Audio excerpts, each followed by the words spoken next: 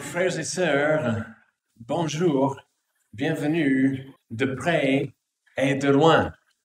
Quelle joie d'être dans la présence du Seigneur. Amen. Un si grand miracle, un don si précieux, ta mort à la Pâque nous ouvre les yeux, ton salut remplace ma condamnation, mon péché s'efface.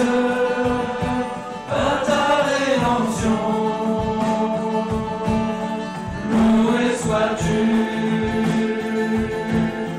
Dieu Tout-Puissant, loué sois-tu.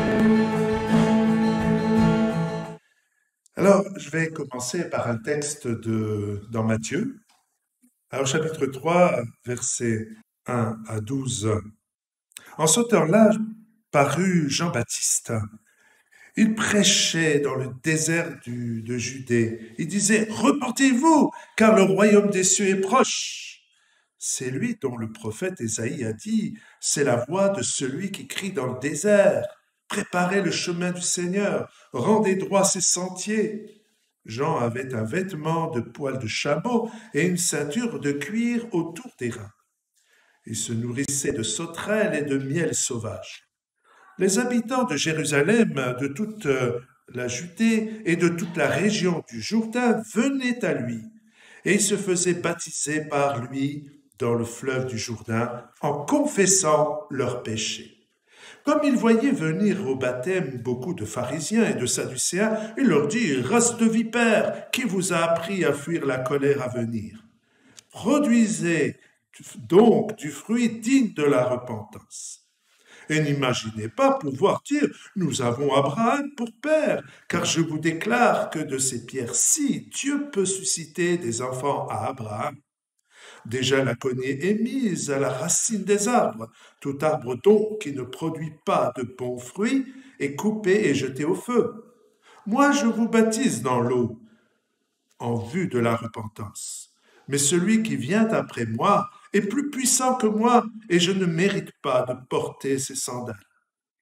Lui vous baptisera d'Esprit Saint et de feu. Il a son vent à la main, il nettoiera son air. Il amassera son blé dans le grenier, mais il brûlera la paille dans un feu qui ne s'éteint pas. » Et puis un autre texte toujours dans le même évangile de Matthieu au chapitre 4, juste ce verset 17. Dès lors, Jésus commença à prêcher et à dire, « Repentez-vous, car le royaume des cieux est proche. » Qui ne souhaiterait pas vivre dans un monde sans histoire, sans guerre, sans haine, mais dans un monde où l'amour règne, la paix règne, un monde où celui qui gouverne est un roi qui cherche le bien de ses sujets et qui a du respect, qui a de l'amour.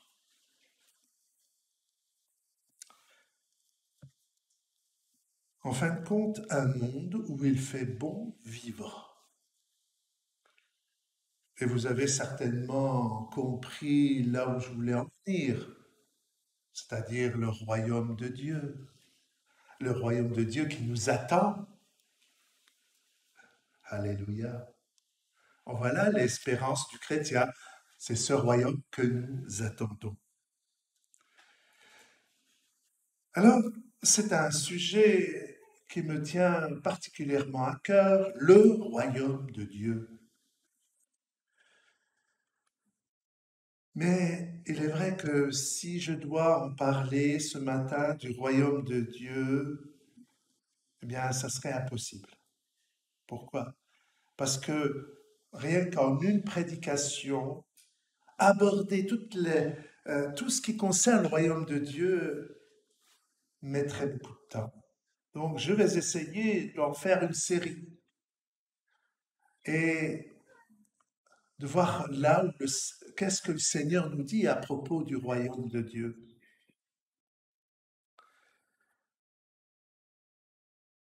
Et il faut bien sûr, comme Dieu est un Dieu d'ordre, comme le Seigneur nous a montré à travers les Écritures, c'est de parler comment y accéder à ce royaume. Comment accéder à ce royaume? C'est un message qui concerne tous les hommes. Et on voit comment Dieu, dans son amour, désire que tous les êtres humains parviennent justement à entrer dans ce royaume. Alors, on a, nous, déjà l'espérance, comme on l'a dit tout au début, que on va y aller. On a une espérance, donc on attend, on est impatient même. Seigneur, viens, reviens établir ton royaume. On le sait avec tous les textes de l'Écriture qu'on a, bien sûr, tout cela est prévu dans cet accomplissement du jour final où Jésus va établir son règne sur la terre. Et on pourra dire enfin. Seulement, nous savons aussi que le royaume de Dieu nous a été accordé pour le présent.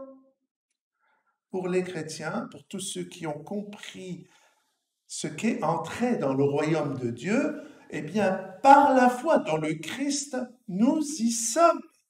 Alors comment? C'est justement en rapport avec l'écriture de ce matin, de la manière dont on entre. Alors pour tous ceux qui connaissent, on voit le Jean, ce baptiseur, de la manière dont il va parler. Il va interpeller ses contemporains de l'époque. Et il va leur dire de façon forte, une voix qui crie dans le désert, « Repentez-vous! Repentez-vous! » D'abord. Et donc, nous allons ce matin nous intéresser à cette pensée de la repentance. Ah, pour nous chrétiens, on sait comment il faut faire. Effectivement, nous avons appris que pour venir à Jésus, il faut d'abord se repentir.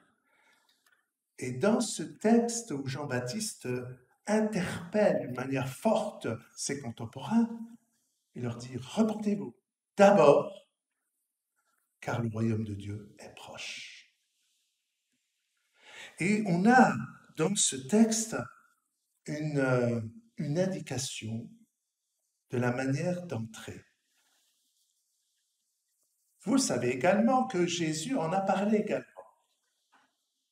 Il a parlé pour, je dirais même, voir entrer, il l'a dit lui-même, à cet homme religieux. Si on ne naît de nouveau, on ne peut voir. Si on ne naît d'eau et d'esprit, on ne peut entrer dans le royaume de Dieu. Donc Jésus employait également un message spirituel, un message que seuls ceux qui comprennent, ceux qui ont un cœur repentant, peuvent comprendre. Mais en même temps, l'Esprit de Dieu peut nous y aider. Alors, si on revient à Jean-Baptiste, est-ce qu'il avait quelque chose d'attirant? Il n'avait rien d'attirant. Il mangeait du miel, il mangeait des sauterelles, il avait une ceinture de chameau, c'est ça? Rien qui attire. Mais qu'est-ce qui était intéressant dans le message de Jean-Baptiste? C'était le contenu. Et il interpelle les gens. Incroyable. Repentez-vous! Et c'était certainement un message qui revenait régulièrement. Alors vous, quand on reçoit de la part du facteur, on reçoit une lettre. On le voit, il nous donne une enveloppe, une lettre, un courrier. On va lui dire merci. Mais qu'est-ce qui va nous intéresser le plus? C'est le contenu, ce qu'il y a dedans. Bon, des fois, si on reçoit un PV, là, on n'est pas très content. Mais si on reçoit de bonnes nouvelles, et là, par rapport à Jean-Baptiste, c'est une bonne nouvelle. Repentez-vous. Ah, repentez-vous. Il semble que c'est quelque chose qui revient dans le texte que nous avons lu au moins 3 fois. Puiser du fruit de la repentance. Et s'adresse, Jean-Baptiste, à tout le monde. Et qu'est-ce qu'on trouve au milieu de ce tout le monde? Aussi des pharisiens qui connaissaient la loi. Connaissaient la loi. Et il leur parle comment? Il n'a pas adopté des mots gentils. Hein? Race de vipères. Qui vous a appris à fuir la colère à venir? Un de ses enfants, Dieu peut susciter les enfants Abraham, c'est Pierre. Bizarrement, Jean-Baptiste a été sévère à leur égard. Il aurait pu peut-être avoir une attitude en disant c'est des hommes de loi, donc il faut quand même ménager mon message. Et non? Race de vipères. Alors cela nous renvoie à ce que Jésus aussi a dit à des hommes religieux comme les pharisiens en leur donnant toute une liste de paroles assez cinglantes. Vous êtes des tombeaux. Alors il leur a dit des choses assez fortes. Et le message du royaume que nous avons en tant qu'enfants de Dieu, il est bon aussi de comprendre que nous avons aussi la responsabilité d'avoir un message qui n'édulcore pas. C'est-à-dire qu'on essaie d'arranger d'une certaine manière pour faire plaisir aux gens, n'importe qui. Le message central qui a un contenu fort, parce que nous, en tant que chrétiens, nous avons un message fort pour annoncer à nos contemporains que l'important, c'est pas, comme ça a été dit tout à l'heure, les œuvres, même les plus belles œuvres qui soient, ce que Dieu attend et ce que nous savons, c'est la repentance. C'est ça qui doit primer dans notre vie. Cette repentance, c'est de comprendre notre état, notre condition. Et c'est quelque chose d'important de comprendre en tant que chrétien. Nous avons un message comme celui de Jean-Baptiste. Oui, mais moi, je ne suis pas fort d'apporter une parole aux autres et de leur dire directement « repentez-vous ». Mais quelle que soit la forme de langage que nous allons prendre, que nous prenons avec nos contemporains, c'est ça qui doit être à la base pour que la personne comprenne si elle veut rentrer dans une relation avec le Seigneur. Ne pas entrer dans une religion, mais une relation. Et donc d'apporter le Christ de celui qui est mort sur la croix, ça c'est le message central que nous avons en tant que chrétiens, d'apporter le message du salut, mais en parlant de la croix, mais en parlant de la repentance. Dans ce texte, ça revient. Et quand on lit tous les textes du Nouveau Testament, on comprend qu'il est souvent parlé de repentance et qu'il nous faut changer. Et quand on parle de repentance, d'être des Jean-Baptiste, de notre génération, ça fait quand même plus de 20 siècles, le message, est-ce qu'il a perdu de son efficacité? Si nous sommes là aujourd'hui, c'est parce que le message est continuel. Et c'est sur cela qu'il faut important de réaliser. Tous les êtres humains ont besoin de se repentir. Tous, sans exception. Et donc, on a un message du royaume qui dit « Reportez-vous ». Et c'est important. Alléluia. Donc, le message que nous avons en tant que chrétiens, c'est celui-là. Annoncer à tous les êtres humains qu'ils ont besoin de se repentir. Et une personne qui m'a dit un jour, « Oh, mais cette personne, elle a fait tellement de bien. Une dame vient nous voir, mon épouse et moi, et elle dit, « Mais mon mari qui n'est pas chrétien, il fait tellement de bien. Moi, je crois qu'il va aller au paradis. » Alors, je dis, je voudrais bien vous faire plaisir en disant cela. Oui, mais je ne peux pas. Pourquoi? Parce que la parole de Dieu, le message de l'Évangile que nous avons reçu et que nous vivons, nous dit, non, il est perdu. Ah, c'est trop fort, c'est trop terrible. Oui, mais il faut quand même secouer. Nous avons vraiment un message important, le message de Dieu, d'apporter à nos contemporains la repentance. Je vous disais tout à l'heure, Jean-Baptiste, il était en contact avec des religieux. Et il a été net. Cette repentance, maintenant, comment en tant que chrétiens, nous vivons cette repentance? Maintenant, nous sommes dans le Christ, nous vivons dans la foi au Christ, et ça, c'est très important. Je me souviens de quelqu'un qui m'a dit, c'était une personne qui était chrétienne, et me dit, moi, je ne regrette pas ce que j'ai vécu autrefois, même dans le monde du péché. Ah bon? Il ne regrette pas?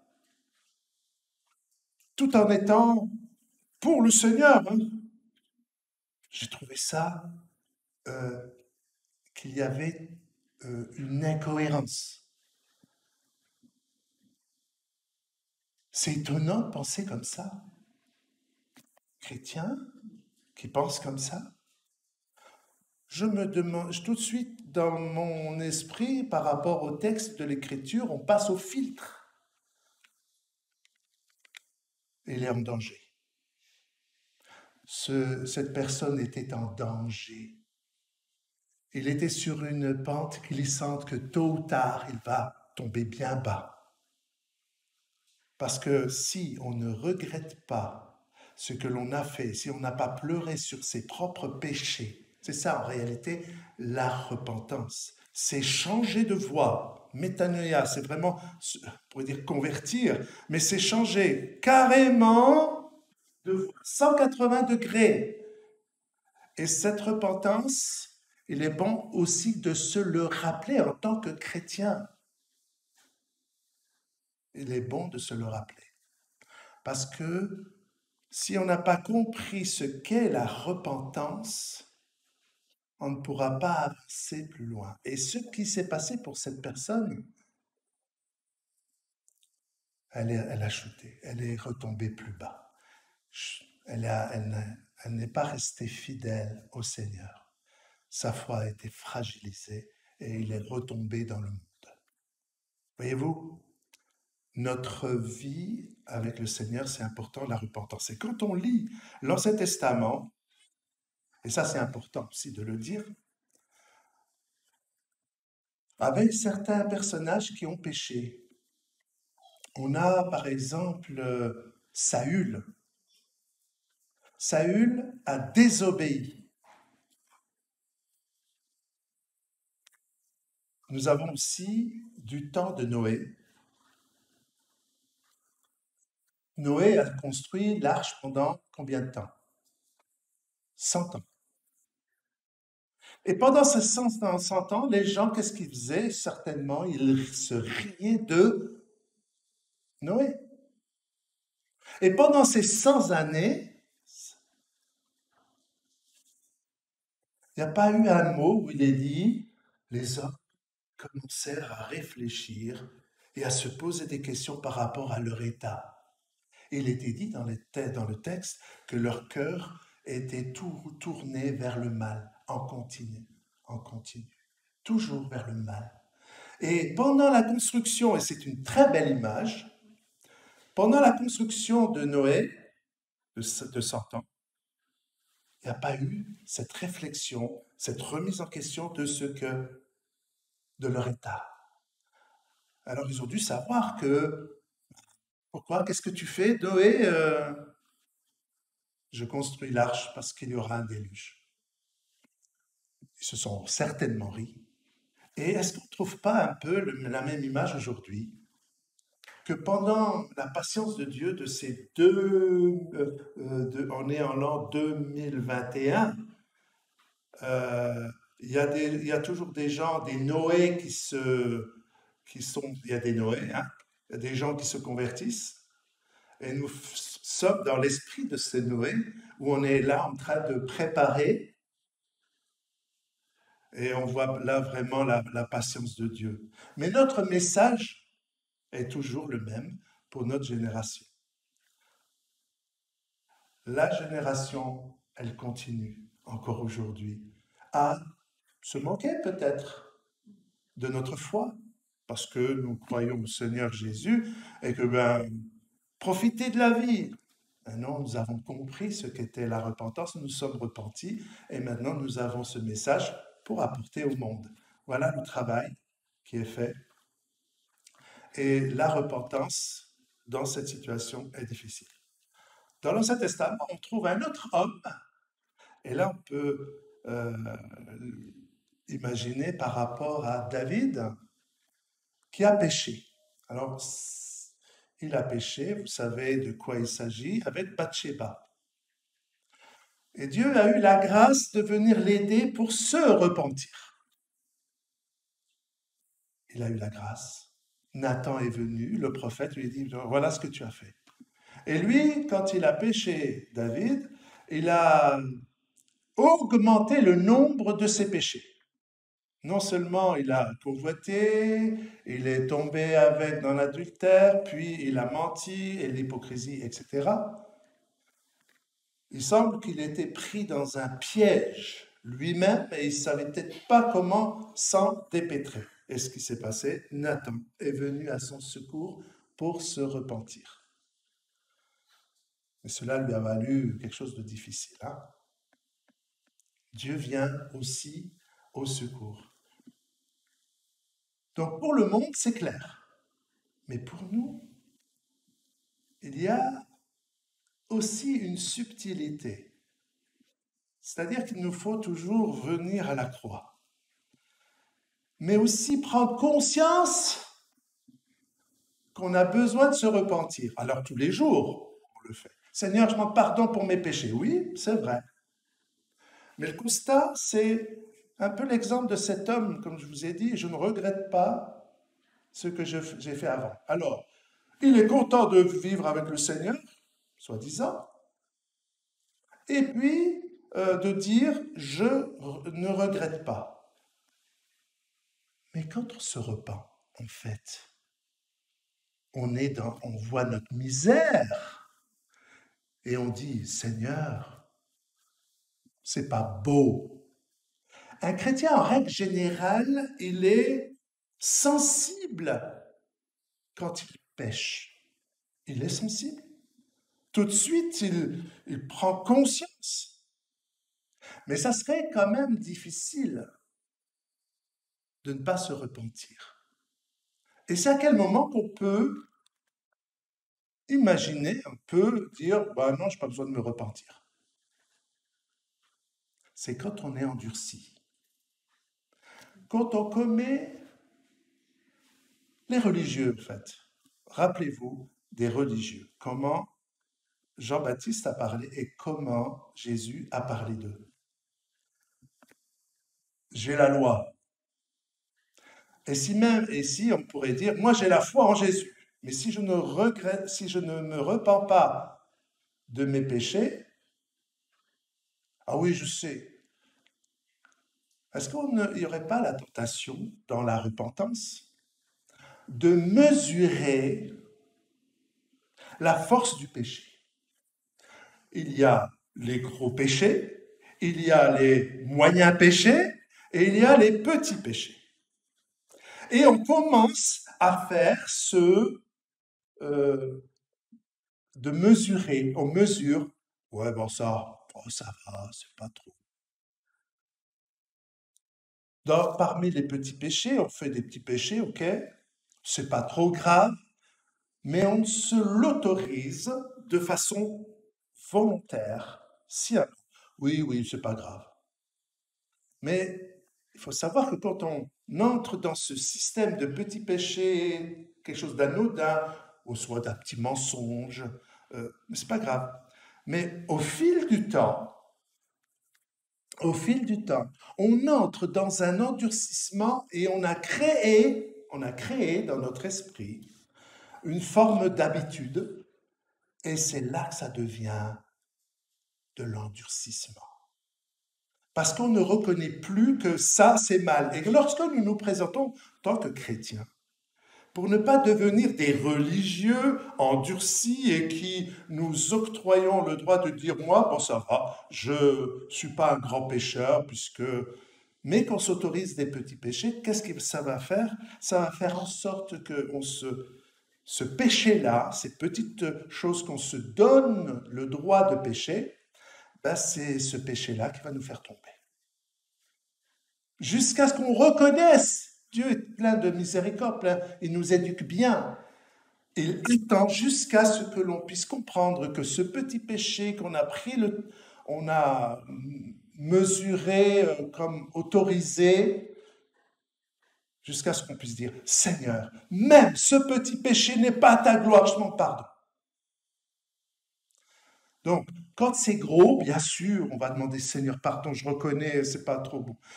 Mais là où c'est subtil par rapport au péché, pour que nous puissions être amenés à la repentance, c'est les moyens, c'est ce que nous mesurons, les moyens et les petits péchés. Est-ce que péché, petit péché ou grand péché, est-ce que c'est mesurable? Il est dit, le salaire du péché, c'est la mort. Et l'intention ce matin, c'est nous, frères et sœurs, soyons vigilants de la manière dont on considère le péché, les petits, les moyens péchés. Les gros, on sait, mais j'ai déjà rencontré des personnes qui ne trouvent pas utile de demander pardon, Seigneur, pour ça ou ça. Et vous savez où ça commence? C'est pas le fait de dire Seigneur, je demande pardon, hein, dans son culte personnel. Là où ça joue beaucoup, c'est le fait dans le relationnel. Est-ce que je sais demander pardon à mon frère, à ma sœur, qui vient me dire, écoute, tu m'as blessé, ou ce que tu as fait, ben, je trouve que c'est pas juste. Et que la personne dit, mais non, c'est rien.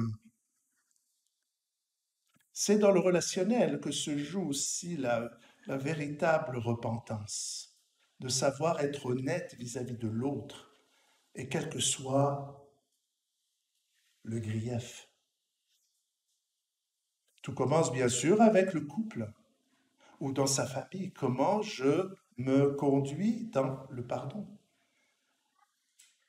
Que le Seigneur, et c'est là, c'est important de la repentance, c'est de savoir aussi se repentir vis-à-vis du frère et de la sœur.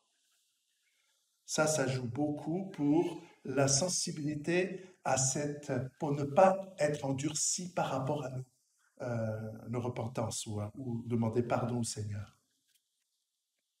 Oh, c'est une ancienne affaire, c'est pas là, c'est ancien, ça va. Non,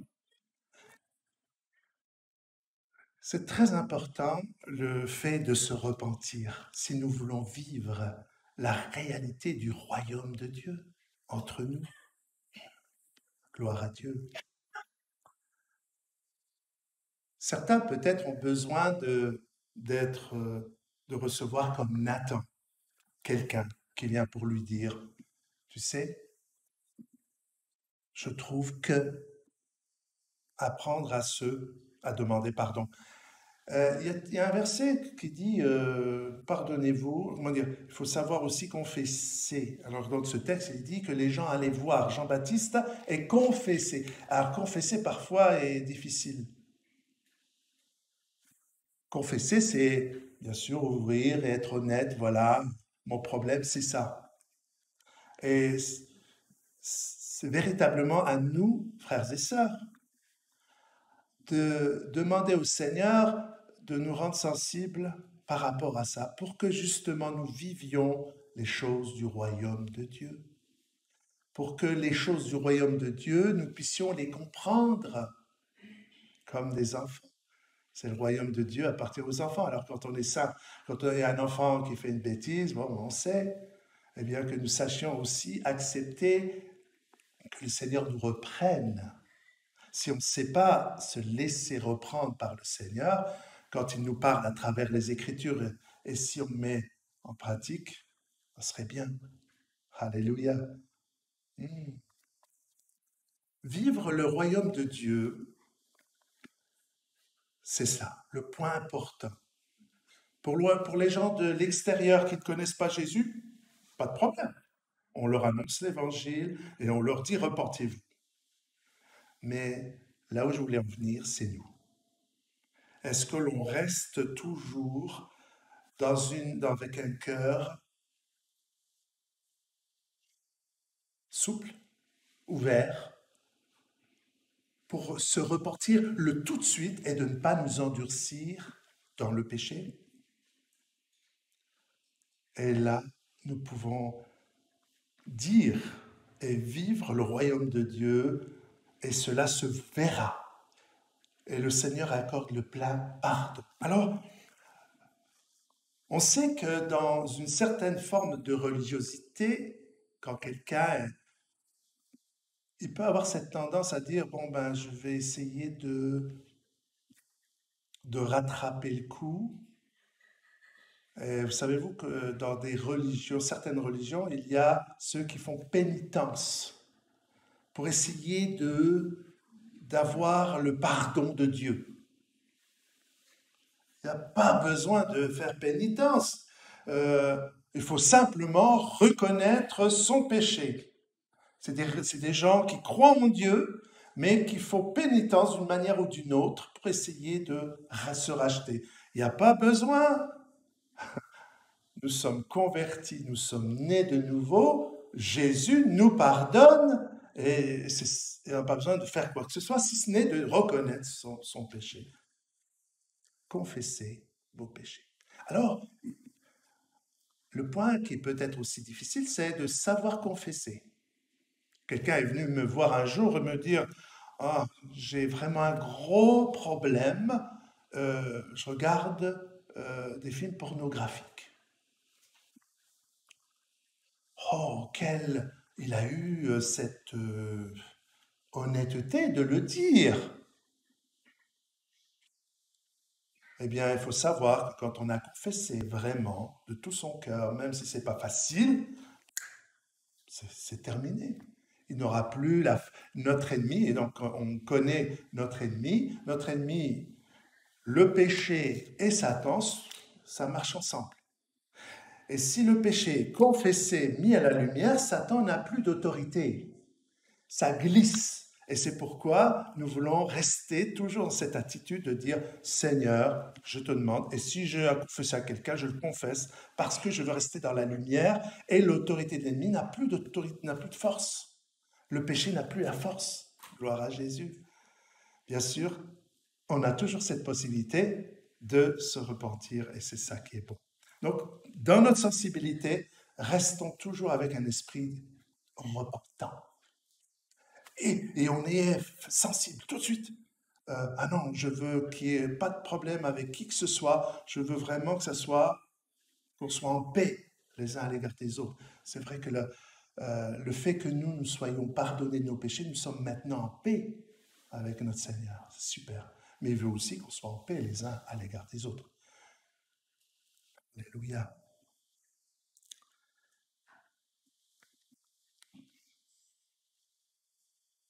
C'est là où nous pouvons demander au Seigneur, moi je veux vivre le royaume de Dieu. C'est là la conclusion. Nous voulons vivre ce royaume.